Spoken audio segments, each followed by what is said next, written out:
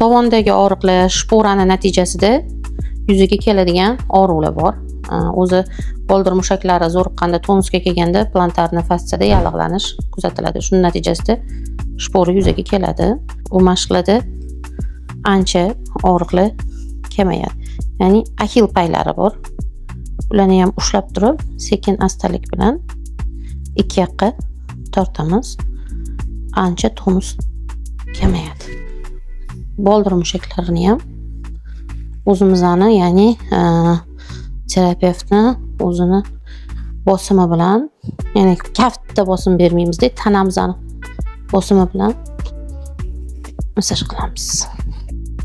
Bilagimiz bilan ham yumshatib chiqamiz boldir mushaklarini. Qon aylanishi yaxshilanadi.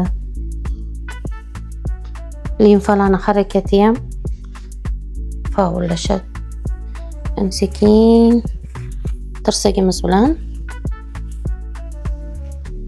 tirsakni o'zi botirilmaydi, lekin tanamizni og'irligi bilan bajariladi. Bu yoqimli bo'ladi. Tonus tushadi, og'riqlar kamayadi. Boshda sal sezilarli ozgina og'riq bo'lishi mumkin, 1-2 kundan keyin qo'yaveradi.